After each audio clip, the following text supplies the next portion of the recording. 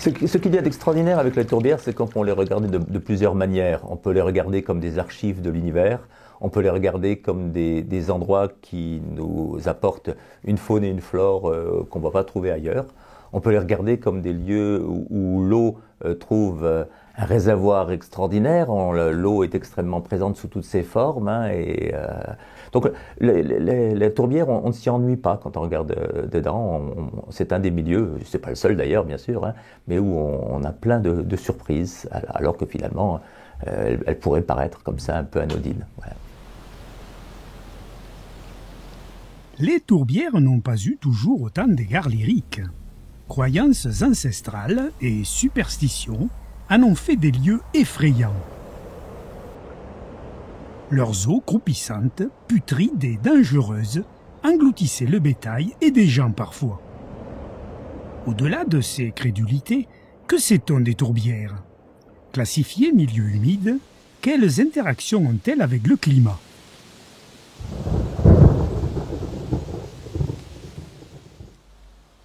Mais sait-on ce que c'est qu'une tourbière exactement? Tourbière, non, je sais pas ce que c'est. Ça doit être pour planter les fleurs, des machins comme ça. Tourbière, mais je saurais pas dire. Ça a rapport avec la terre, je dirais. Les tourbières, non, on ne sait pas. Les tourbières, je connais pas, non. Qu'est-ce que c'est qu'une tourbière? Ce sont des milieux qui se développent déjà dans un contexte humide. Hein. Il faut qu'il y ait une humidité constante, ou en tout cas très régulière, avec de la végétation, ça c'est l'autre élément nécessaire.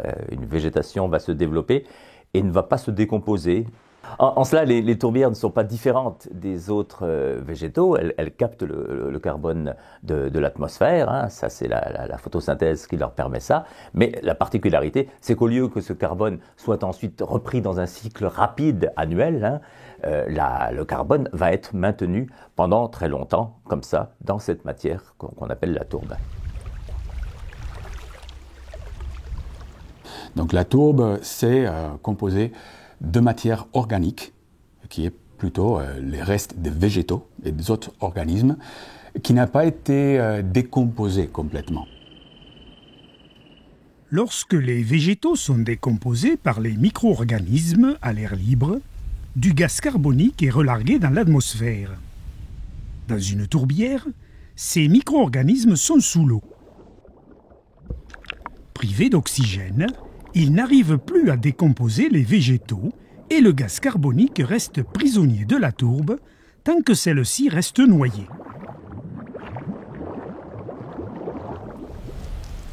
L'un des intérêts principaux de ces tourbières, c'est cette captation de carbone, parce que donc, plus durablement qu'un arbre, elle conserve du carbone. L'arbre est plus efficace à une faible échelle de temps, mais la tourbière garde cela plus longtemps. Elles ont accumulé ce carbone durant plusieurs millénaires la plupart du temps. Hein, et donc, ce qu'un arbre ne nous fait que très rarement. Les arbres de plusieurs milliers d'années, il faut vraiment les chercher.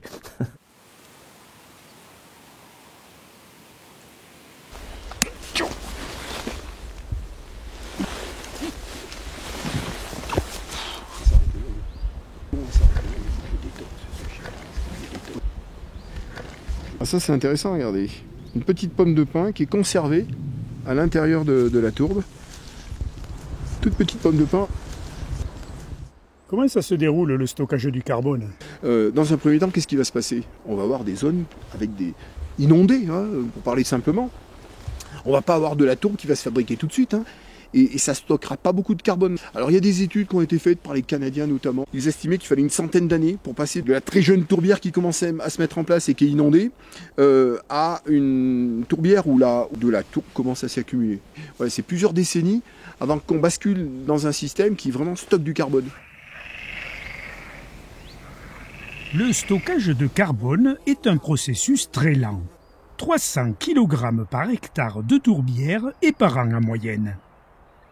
À l'échelle mondiale, les 5,5 millions de kilomètres carrés de tourbières ne représentent qu'environ 4% des surfaces continentales.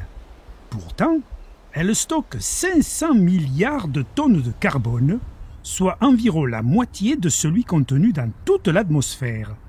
C'est une chance extraordinaire. Par exemple, la fameuse tourbière de l'Okolama, qui est à cheval sur les deux Congos en Afrique centrale, c'est, on estime, autour de 30 milliards de tonnes la quantité de carbone stocké. Donc c'est colossal. C'est un complexe gigantesque, 145 000 km², un quart de la France. Donc c'est titanesque.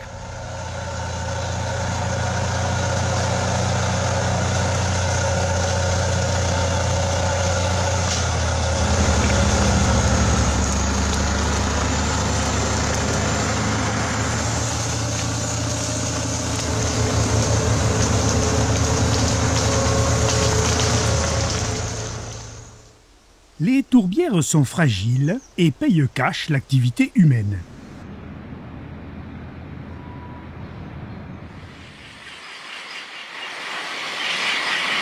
Pourtant, les tourbières en bonne santé absorbent le gaz carbonique de l'atmosphère. Alors, pourquoi les détruit-on? Les raisons de la destruction des tourbières, c'est simplement parce que ça a déjà été pendant longtemps perçu comme des espaces inutiles.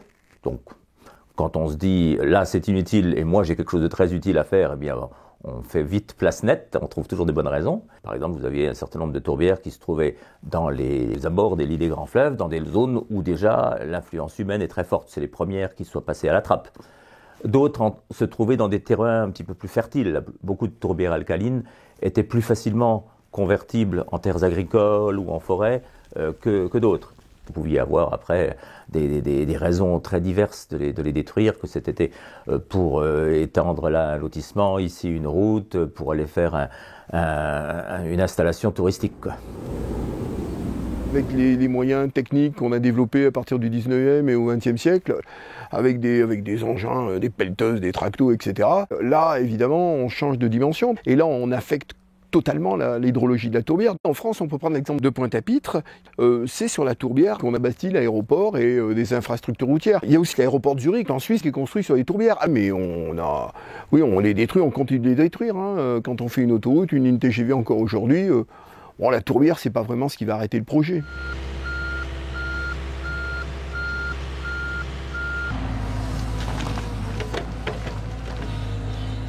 Comment se passe le mécanisme de la dégradation d'une tourbière?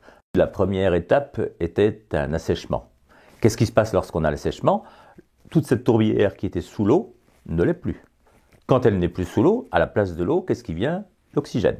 Nous avons à ce moment-là tout le fonctionnement de la tourbière qui est complètement modifié et ça démarre. Alors ça démarre quoi? Puisqu'on va retirer l'eau de la partie superficielle du sol, et en retirant l'eau, on donne accès à des microbes, à la destruction de la matière organique. Et donc, qui dit destruction de matière organique, dit relargage de carbone dans l'atmosphère. Donc, on peut avoir des dégagements tout à fait considérables, 10 à 20 tonnes de carbone par hectare qui sont dégagées chaque année. Donc, c'est vraiment énorme. Aujourd'hui, un peu plus de 5000 km² de tourbières disparaissent chaque année dans le monde. Elles contribuent à plus d'un tiers de toutes les émissions de gaz à effet de serre de la planète. L'impact de ces destructions sur le réchauffement climatique est donc ravageur. Le carbone dans les tourbières, c'est important pour nous permettre en fait de limiter le réchauffement climatique. Le carbone des tourbières, il faut qu'il reste dans les tourbières.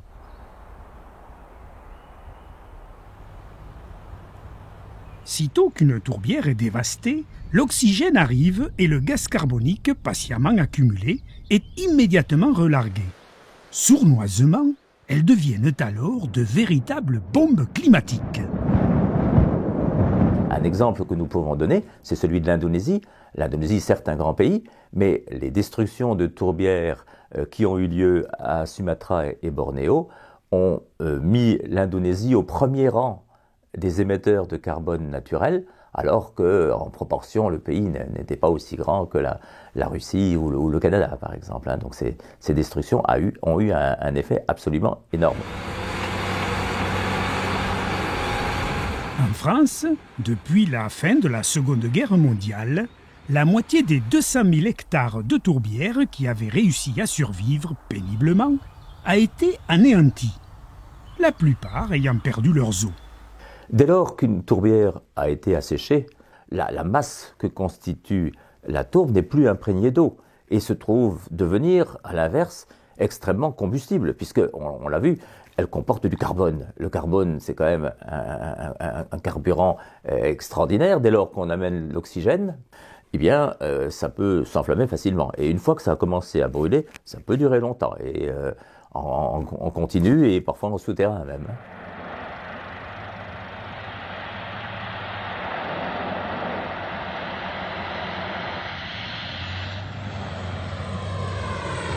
Et les feux de tourbe, comme on appelle, eux vont durer très très longtemps et vont relarguer du carbone très rapidement. En quelques semaines, en quelques mois, en fait, on peut avoir une quantité très importante de carbone qui va être relarguée dans l'atmosphère à cause d'un incendie.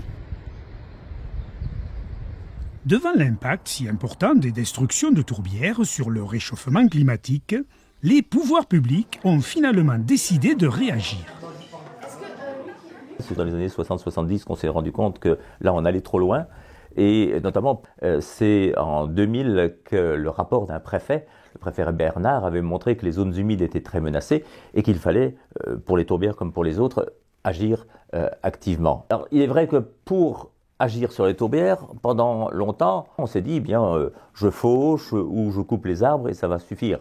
Non, en pratique, on a besoin de remettre en place tout un fonctionnement qui a été dégradé. On n'obtient pas une tourbière avec tout son fonctionnement, tous ces éléments en bon état, comme ça, même en quelques années. Ça va. La tourbière, elle a mis des millénaires à se faire, elle ne se refait pas comme ça par une magie quelconque, même en quelques années, quoi.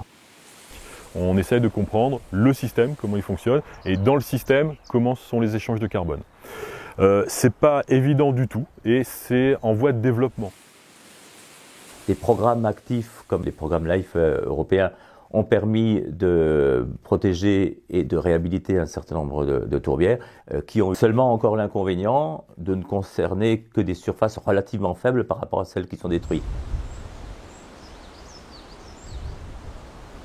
Pour tenter de diminuer encore plus la pression humaine et l'impact climatique, la multiplication d'espaces naturels protégés et la révision des pratiques agricoles ont été engagées.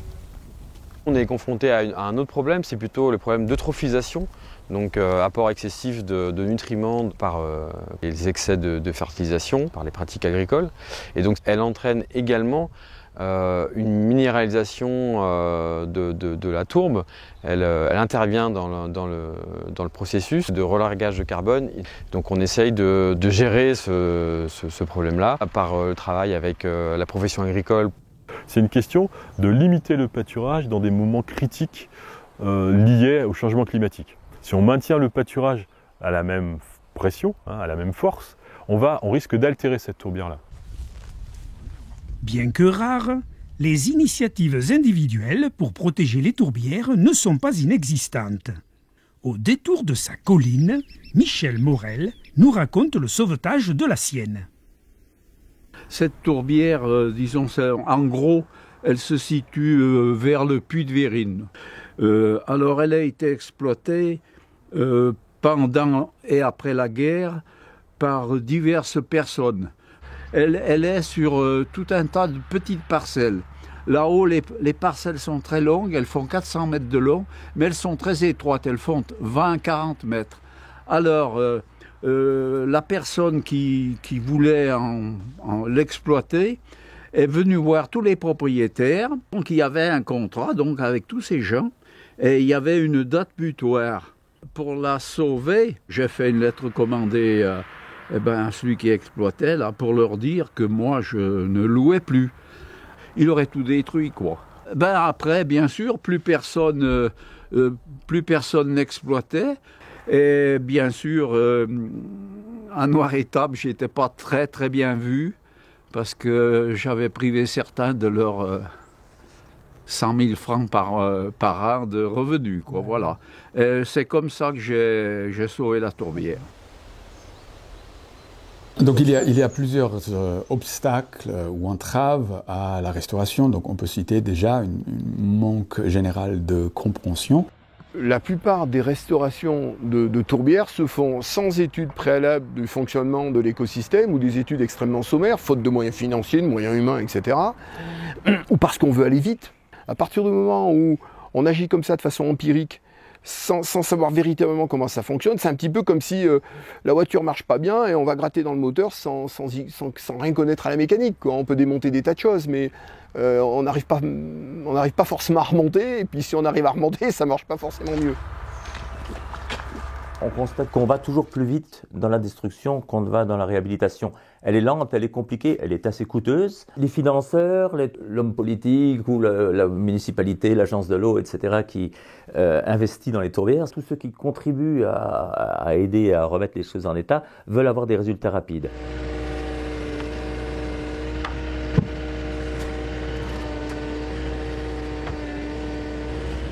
La restauration d'une tourbière, en termes de durée, c'est très variable. Par exemple, des tourbières qui ont été exploitées à certaines époques pour récupérer de la tourbe, qui ont été drainées, qui ont été très fortement impactées, et bien là, il va y avoir énormément de travail, beaucoup de volume de matériaux à déplacer, des barrages, des bouchons à faire dans les différents drains, voire comblement total. Et donc, selon les tourbières, ça peut durer plusieurs années. C'est ça qui a besoin d'être compris. La course n'est pas encore gagnée.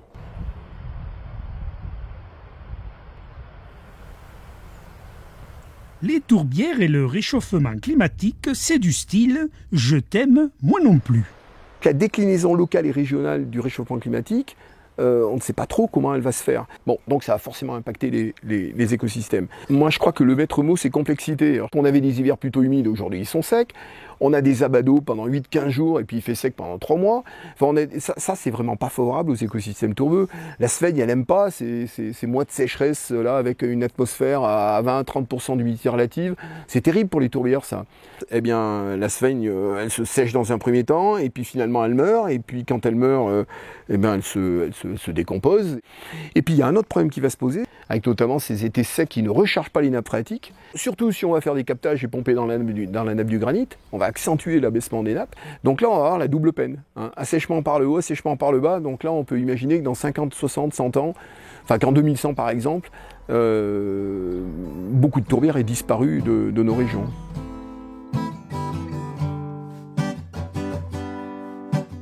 La destruction des tourbières intensifie leur menaçante contribution au réchauffement climatique qui, à son tour, amplifie leur destruction.